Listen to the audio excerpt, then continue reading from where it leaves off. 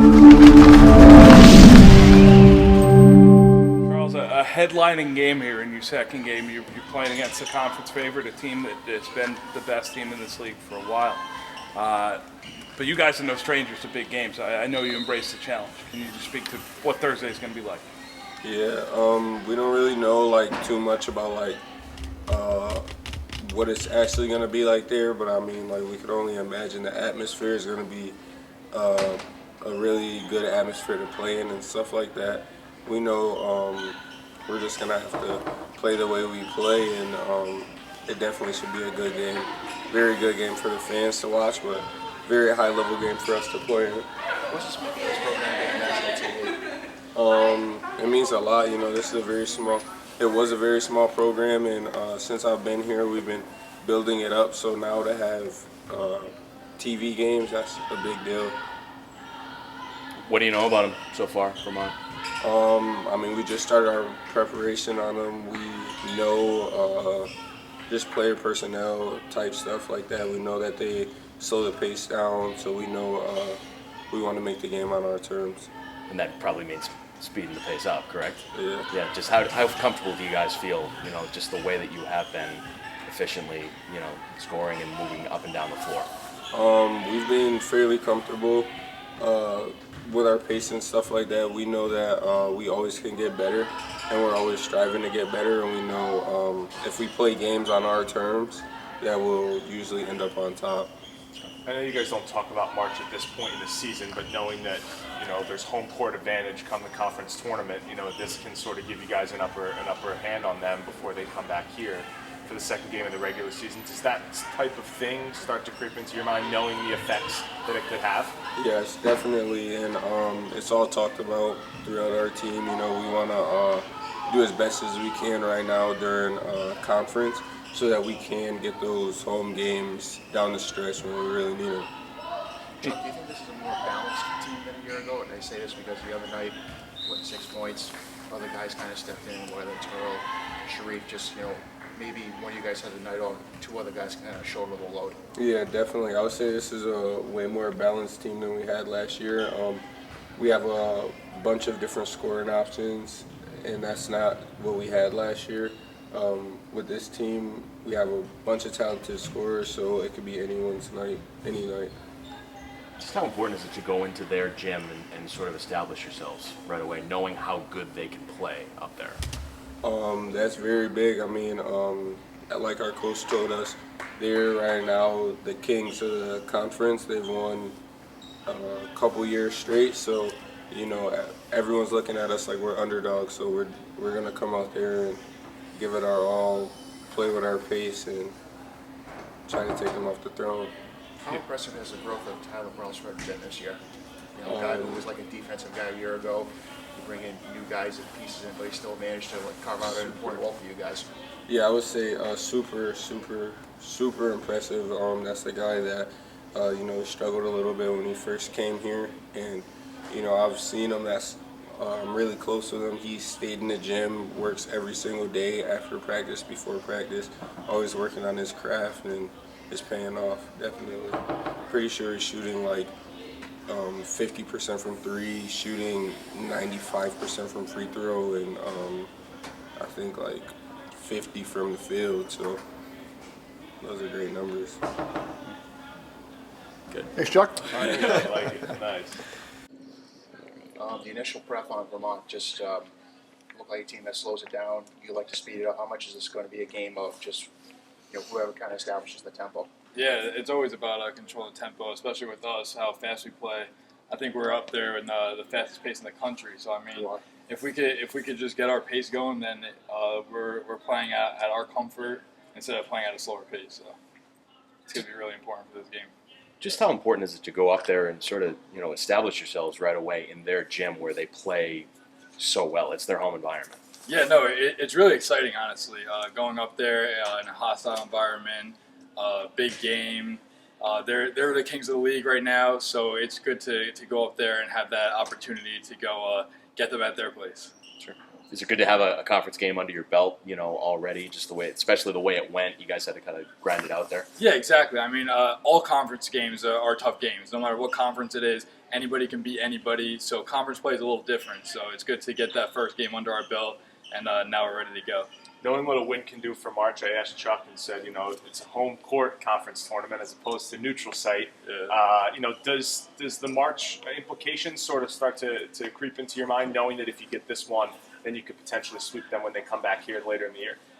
Yeah, so I mean, we started talking about this in the summer, day one, about playing championship games, games to go to the NCAA tournament, and we'd rather play them home than away, obviously. So I mean, yeah, it all comes into place. But right now, we're just focused on getting better today, worrying about practice today, and we're taking it day by day until we get to the game, and then hopefully come out with a W.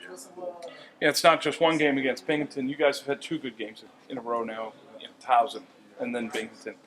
When you start to do that, stack one on top of the other, mentally, it's got to put you in a much better place, no? Yeah, no, it does for sure, but the difference with that, we can't get satisfied. So that's always the thing. You win a couple games in a row, everybody's feeling good, and then you feel a little too good going into a game, then that's when they get you. But right now, we're at a good place. We have the confidence, but we got to stay focused and keep working harder every day in practice. With it being the new year, obviously the goal is winning, but do you have any New Year's resolutions as a team or yourself? Anything in play? Nothing that we discussed. I would say just win every game. That's our New Year resolution. Don't lose. Yeah, that's about right. Yeah. As an America East foe, what's it like, in the locker room now, preparing for a team that obviously, as you mentioned, earlier in the week has dominated the league? Yeah, I mean, our guys know they've been a perennial power in the league. I mean, you go back to from the end of Tom Brennan through Mike Lonergan, now through John Becker. They've had like 18, 20-win seasons and 16 postseasons, so they've obviously been really good, and they're the elite team in the league. John Becker's done an unbelievable job in his 12 years, and we know it's a road game against a very good opponent and a tough place to play. So we know it's going to be a battle, and we'll be prepared. I think we'll be ready to show up and play, and we'll get a barometer of where we are compared to, again, what has been the best team in the league and what has been kind of the powerhouse of the America East. So I think guys are excited, and when the lights go on, we'll see if we're ready to compete. That's sort of leading into my next question of is it sort of like a litmus test? Where do you guys stack up against the best in this new league as you guys venture into a new journey? Yeah, and they've been the best. And there's other teams playing very well. Obviously, UMass Lowell's been terrific. UMBC has played very well. Now Vermont went there and played very well against them in the opener on the road. But yeah, absolutely. I mean, they're the team to beat. They've proven that. They've won 6 regular season conference championships, and when you do it over time, it's special.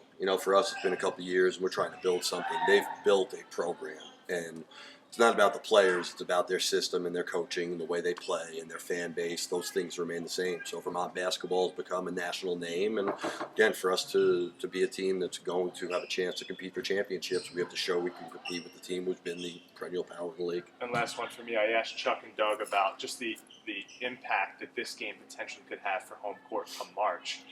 They both acknowledged that you guys have talked about that. What does that mean to try to go get one there before they come back here for the second time? And if you get that one, then you're potentially talking sweep in February. Yeah, I haven't talked about that piece. I just talked about playing a championship game here at 11 a.m. on March 11th, and I've brought that up very often. But yeah, it's so early to start talking about that stuff, but it's part of it, I guess. Right now, that's the furthest thing from my mind. I want to see if we're good enough to compete with them, and the one thing about them is they're like the teams who we've struggled with this year. Scrimmage Princeton, we struggle with them. Liberty, Brown, kind of similarities in their system, the way they guard, the way they share the ball. So we have not played those teams particularly well. So I think it's a test. Have we improved? And like you said, yeah, you're always trying to fight for positioning, whether it's game 1 or game 16 of league play. But for us to talk about that right now would be a little immature. But down the line, will it be something that probably has implications? Yes. Right now, we're just trying to prepare to go play a really good team. Piggybacking off of that, just, adjusted tempo. You're number 1, they're like 300. You mentioned some of the teams that you struggle against. How much is that a point of emphasis? We got to kind of get going right from the opening jump. Yeah, for us to be good offensively, we have to defend, rebound, get out in transition. But for us to beat a team like that, they pass the ball so well And again, very similar to Liberty. Like, you're playing your zone, you're trying different things, but they just flip the ball around and they share it and they play the right way and they're disciplined. So it's a hard team to play against. Obviously, different styles. They make you guard you. Yeah, well, on both ends. They're disciplined where they're going to guard you and they're just going to sit down in front of you and try and keep you in front of them. And on the other end, they make you defend. They run good actions. They're very well coached and they have a system. So we have a system. It's just a lot faster and more up-tempo. We want to press. We want to run. We want to get the game. Obviously, I think we'll lead the country in tempo right now. We want to play at 80 possessions. They want to play at 60 possessions. And it's a battle of those things, but that stuff gets thrown out of the window a lot of time. Like, Binghamton was supposed to be a slow-paced team, and they came in, attacked us, and played at our pace, and actually took 20 more shots than us. Now, there were turnovers, free throws, all those things, but once a game starts, you don't know what it's going to turn into. And we have to be able to win a game that's at 58 possessions. We got to be able to win a game that's at 88 possessions to be really good. So whatever direction the game goes in, whether it's fast, whether it's slower, we still got to be good enough to win at that pace with that style, and that's kind of the test for us. Last one from me, Tyler Grasso.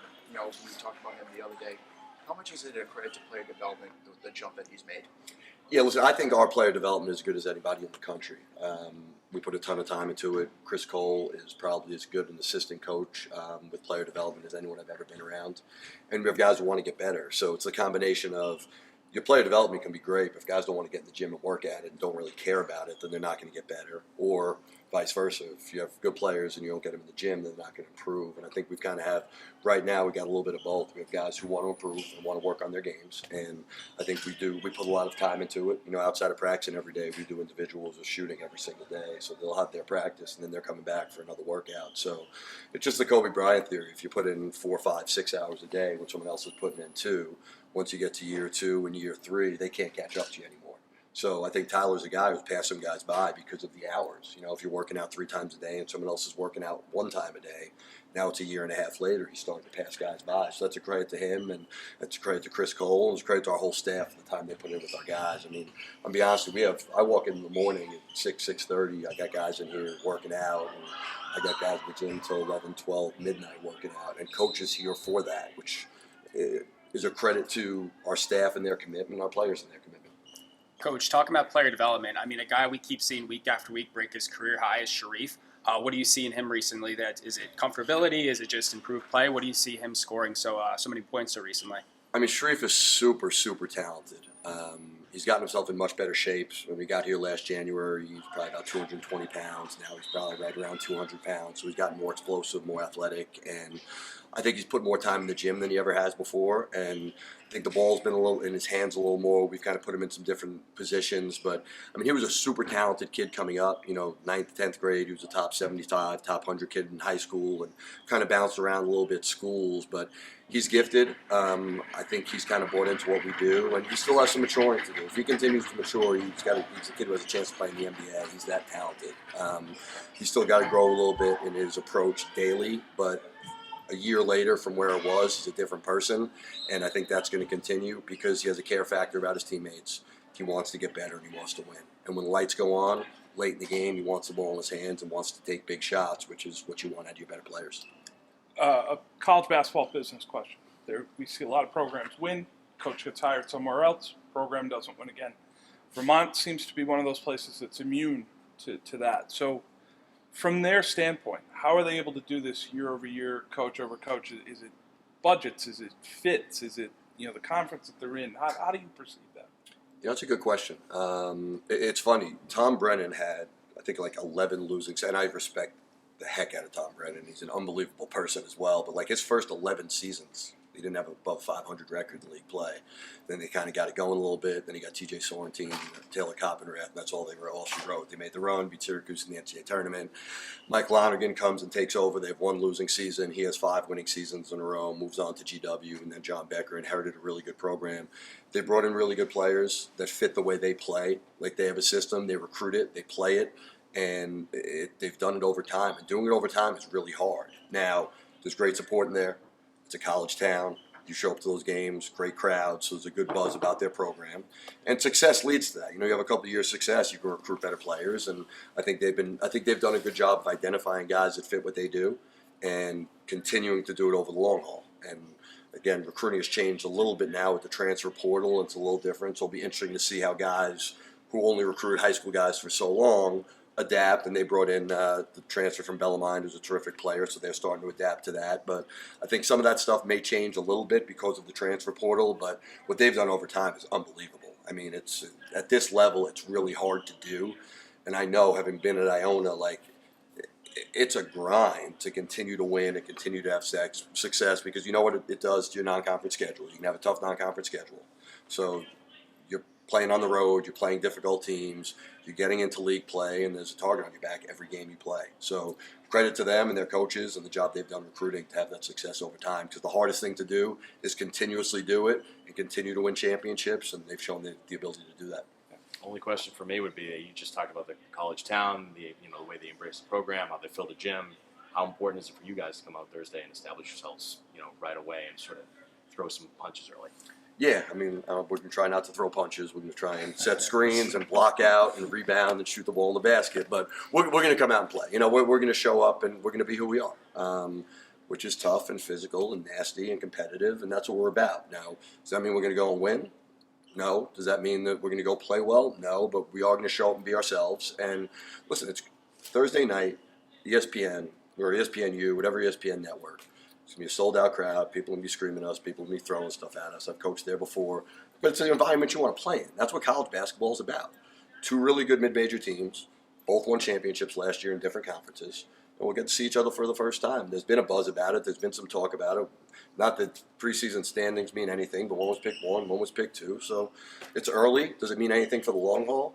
Maybe. We'll find out. But right now it's about two good teams trying to find out where they're at. And it should be fun. If you can't get excited for that kind of game, then why do you do this? That's what I've told our guys. Like, if you can't, I don't have to get you up for this. If I do, then you don't have a pulse and you're nothing like me. I'm ready to go coach right now. I'll be ready to coach at 10 o'clock at night, waking up at 5 a.m. tomorrow. I'll be ready to coach that game because this is what I do it for. And I think we have guys who are the same thing. Big game, lights are on.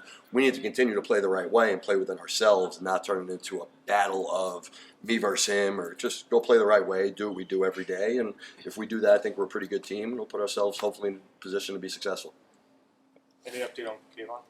Kayvon will be arriving back on campus today, and kind of day-to-day from here on out. Clear to go, so got to get him back in shape. So I don't know what it means for when we'll put him on the floor, but he'll start doing some light stuff over the last week, and today he'll start to kind of ramp that up, monitor him day by day, and hopefully get him back on the floor sooner than later. But he's cleared for his return to play now, so now it's just about getting him in shape and getting him back, getting his legs back and all the things we need to do so he's prepared once he gets back on the floor. Does he get to ride the bus tomorrow when you go up and be with the team? Absolutely. That's the best part of it, to have him back with us. I told you guys, he walked in the gym the other day, and whatever we were doing, it was a pretty intense practice, and it stopped. The guys were running to the door. I was like, they quitting on me already? We're getting ready for Vermont. They're right out the gym.